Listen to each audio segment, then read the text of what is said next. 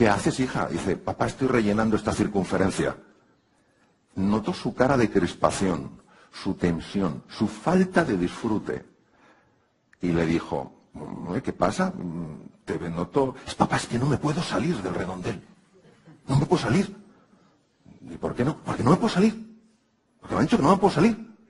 Hija, intenta salir, papá, que no puedo. Pero el hombre, Fernando, era un hombre comprometido, es un gran explorador. Y dijo, hija, inténtalo un poquito. Y la niña se salió un poquito con sensación de horror. Dice, un poquito más. Y lo intentó un poquito más. Y de repente la niña empezó a salirse y a dibujar fuera de ese redondel. Dijo, papá, si es una estrella. Papá es una flor. Papá es un sol. La niña entera se relajó. Empezó a sonreír. ¿Qué estamos haciendo? ¿Por qué en una ocasión el director del Instituto del Cerebro en Milán dijo, genio se nace y imbécil se llega? ¿Qué hacemos? ¿Qué hacemos? Porque una persona levantó la mano y dijo, profesor, ¿qué hay entre medias? Dijo, el sistema educativo. Veréis, ya en el siglo XVII, un empirista escocés llamado David Hume dijo que nacemos con una tabula rasa, la mente es una tabula rasa. Es cierto que nacemos con la capacidad de aprender, pero no hay ningún conocimiento intrínseco. Es decir, somos un cubo vacío. Y dejadme que os haga una pregunta. Si tú ves un cubo vacío, ¿qué es lo que te apetece? Llenarlo. De ahí a conocimientos. Y más erudición. A ver, yo recuerdo con sufrimiento y dolor haber estudiado a los reyes visigodos. Solo me acuerdo de uno, el rey Wamba, porque le mató un oso. Y aquello a mí me impresionó. Que te mate un oso, eso es una pasada. Siendo rey, además. Esto es la pera. Pues nunca me he olvidado. Es decir, no me he olvidado de lo que he experimentado, no de lo que he almacenado en mi cabeza. A ver si la mente no va a ser un cubo que hay que llenar, sino un fuego que hay que encender. A ver si el problema es que cuando un niño entra en el sistema educativo, y esto es responsabilidad de todos, esto no es señalar con el dedo a una persona, ya lo decía Gandhi, cuando señales con el dedo a una persona, acusándola, no te olvides de que 3 dedos te señalan a ti. Esto es responsabilidad de todos. Pero como entramos en el sistema educativo y no hay una búsqueda del talento que hay en el interior de ese ser humano, porque nos vemos como cubos vacíos, la gente sale del sistema educativo y como no se ha identificado su talento fundamental, llegan a pensar que no tienen ningún talento. Bien. ¿Por qué vale la pena salirse del redondel? Porque veréis, esa zona de confort que es el redondel, que genera enorme tensión muchas veces, pero que al fin y al cabo te acomodas a esa tensión, no es donde se crece. Donde se crece y se evoluciona es fuera del redondel, fuera de la zona de confort. Y además esto tiene una plasmación tremenda en el funcionamiento del sistema nervioso central, una de mis grandes pasiones. Veréis, cuando uno sale del redondel, cuando la vida te saca, como nos ha sacado a todos, la crisis, la situación de crisis, el ser humano hace inmediatamente una valoración. Una de las valoraciones que puede hacer al salir de su redondel es, esto es una zona peligrosa, a ver lo que me puede suceder, no sé cómo manejar. Esto es importante que lo conozcáis, porque se sabe perfectamente, sobre todo con estudios hormonales y de neuroimagen, de imagen cerebral, que cuando una persona percibe una zona como amenazadora, se produce un riesgo en el funcionamiento, un cambio en el riesgo del funcionamiento cerebral. ¿Verdad que si viniera un tigre hacia mí, no tendría sentido que empezara a decir, ¡buah! Analicemos esta situación con cuidado? ¿Qué proceso de negociación puedo emprender? Busquemos, eso sí, una alternativa creativa. Hay que pensar en el largo plazo. El tigre me vería y diría, me lo voy a comer y además es imbécil. Porque bajo el patrón, el mecanismo de supervivencia, solo hay 3 respuestas posibles, que es huir corriendo a lo bestia, es atacar si entre el tigre y yo está un hijo mío, o está mi mujer, o un ser querido, o quedarme bloqueado. Pero no penséis que el bloqueo es, me voy a quedar quietecito porque a lo mejor no me ha visto. Eso no engaña ni un mosquito.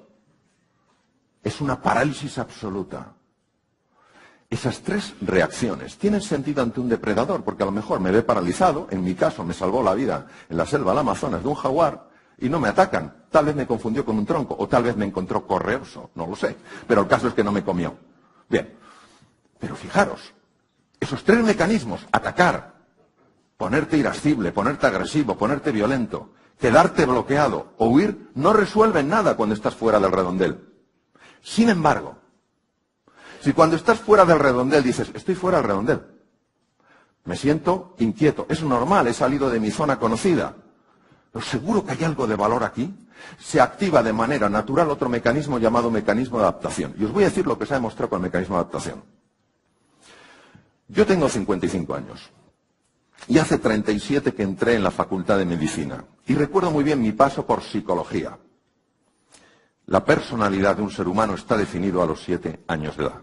Como hablaban, el talento tienes eso. Y a mí es que no me gustaba mucho mi personalidad. Dije, es que yo tengo 19. Lo siento, es tarde. Toma ya. Esto es como si te dicen, eres feito, es lo que hay. Eres tontito, es lo que hay. Lo segundo que me decían es que las neuronas no se reproducen. Es cierto que no se reproducen, lo que no se sabía es que sí se regeneran. Proceso llamado neurogénesis a partir de células madre, situadas en las cavidades cerebrales llamadas ventrículos, emigran a los hipocampos, centros de la memoria y el aprendizaje, y se convierten en nuevas neuronas. Estamos hablando de adultos. Y esto ha sido demostrado hasta en personas de 80 años de edad. Yo os veo a todos muy jóvenes. Pero en una ocasión, una persona que tenía más de 80 años dijo, levantó la mano y dijo, Mario, yo tengo 82. ¿En mi caso también sucede? Digo, claro. Pero a partir de 80 años de edad pararon la investigación, porque claro, ya es más difícil encontrar personas a partir de 80 años de edad que estén físicamente lo suficientemente bien como para aguantar una serie de horas en los centros de investigación. Es decir, tenemos neurogénesis. Y en adulto. Y se pueden formar entre 500 y 1000 diarias. Si esto no es reinventarse, ¿qué es reinventarse? Sabemos que cambian hasta los propios genes. Sabemos que se produce la neuroplasticidad, nuevas conexiones, pero solo si piensas que fuera del redondel hay una zona de oportunidad. Si no, si piensas que estás en peligro, empieza a segregarse cortisol y glutamato que matan esas mismas neuronas. Las matan. Esas neuronas nos permiten, primero, aprender deprisa. Segundo, recordar lo que aprendemos. Tercero, controlan los centros del miedo. Y cuatro, segregan una sustancia, una hormona llamada dopamina que hace que te sientas confiado. No solo eso, sino que se ha podido fotografiar con resonancia funcional magnética con experimentos muy hábiles, muy elegantes, como cuando una persona sabe que está en un entorno donde hay una oportunidad, hay un cambio en el riego cerebral y empieza a aumentar el riego de la zona anterior del cerebro, llamada zona prefrontal, con lo cual estás más atento, eres más creativo, la zona prefrontal es básica en los procesos de creatividad. Es decir, queridos amigos, tenemos capacidades sobradas para adaptarnos a cualquier cosa en la vida, para encontrar un camino, para encontrar una alternativa. Pero para eso tenemos que elegir no sencillamente sobrevivir, sino vivir. ¿Cómo puedes vivir? Generando una ilusión, generando una pasión, algo que el pasado no lo puede predecir. Porque cuando tenemos un desafío decimos, pasado, ¿fui capaz de resolver? ¿Y qué pasa si el pasado dice, no? Pues entonces ya no me atrevo. El futuro es una invención desde la elección. Es una posibilidad que yo creo en mi mente y la vivo como si existiera ya. Y por eso se hace realidad, porque me lo creo. Y creer es crear. Se ha mencionado esta mañana a René Descartes, siglo XVII, uno de los grandes racionalistas franceses. Matemático y filósofo. El cogito ergo sum, pienso luego existo. Hemos hecho una escultura a la que adoramos como si fuera lo único valioso, la cabeza, la erudición, lo que sabes, lo que conoces. ¿Por qué no nos hemos olvidado de lo que dijo Blaise Pascal, también francés, también matemático y filósofo? El corazón tiene razones que la razón desconoce. Si de verdad creáis una visión, si de verdad esa visión os inspira y os mueve, la mente se abrirá. Porque lo que el corazón quiere sentir, la mente se lo demuestra. Muchas gracias.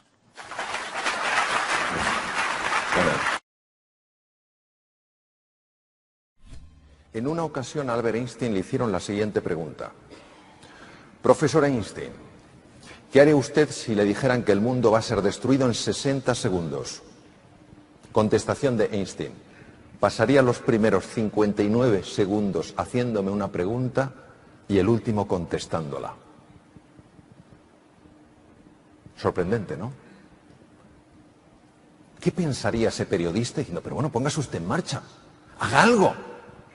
Pero usted, solo pensando, nos hemos olvidado de que una de las inteligencias más potentes del ser humano, vamos, la más potente se llama inteligencia especulativa.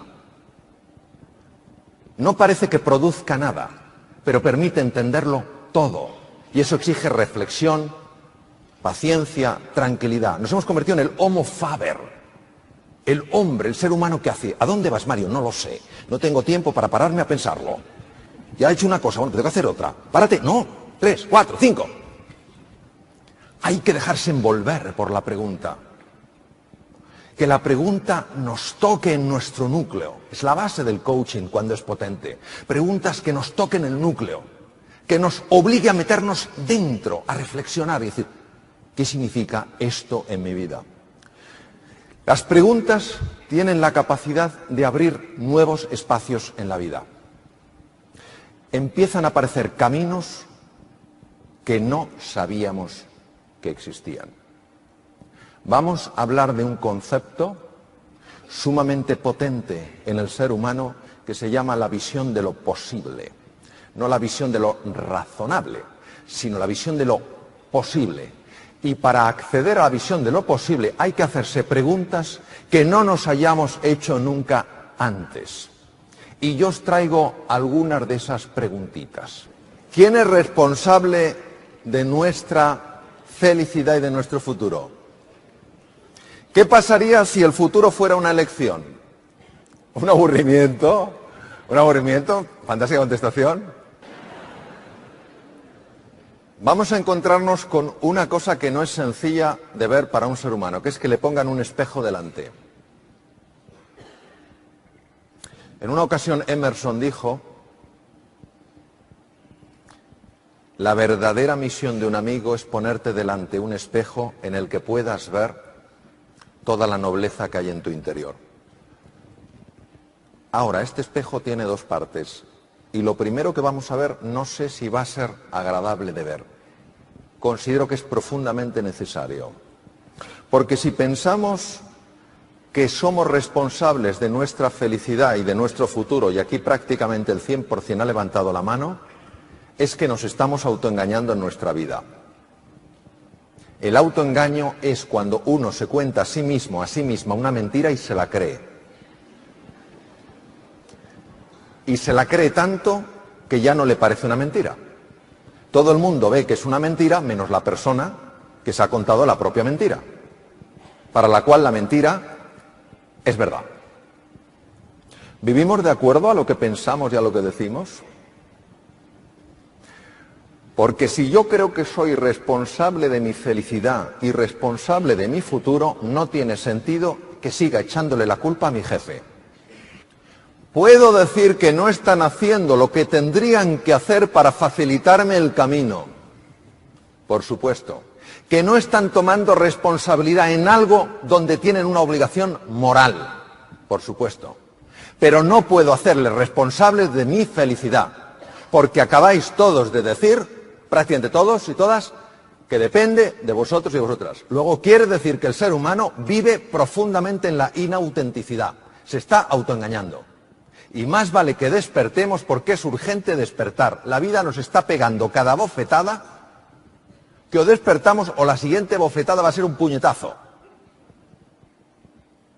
Por eso el primer espejo es el del despertar. ¿Libertad? ¿Puedo yo luchar por mi libertad? Yo soy alguien libre.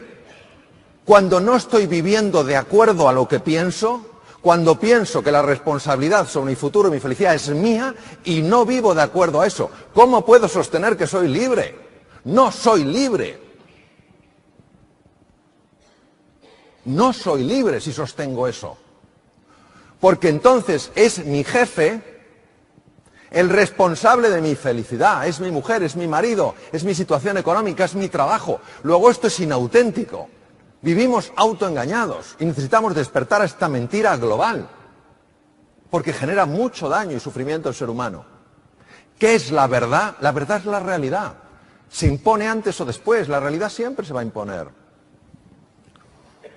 Eso hace que la mayor parte de las veces nuestras reacciones sean automáticas. De aquí vienen los estudios de Benjamin Libet en los Estados Unidos que decían que el ser humano no era libre, porque cuando se habían hecho estudios en resonancia funcional magnética y se había pedido a la gente que eligieran entre una serie de posibilidades, se observó que el primer foco neuronal que se activaba era inconsciente. Lectura rápida de Benjamin Libet: el ser humano no es libre. El ser humano claro que es libre. Lo que pasa es que el ser humano no vive libre. Vive esclavo, y aunque decimos que el problema viene de fuera, el verdadero problema está dentro. Toda violencia fuera se genera una violencia dentro. El mundo interior se transforma en el mundo exterior. Pero como no vemos lo que pasa entre nosotros, es más fácil culpar al exterior. Vuelvo a decir, eso no tiene nada que ver con que esas personas no estén haciendo lo que tendrían que hacer. Tiene que ver con que yo puedo hacer mucho más de lo que hago para vivir la vida que quiero vivir.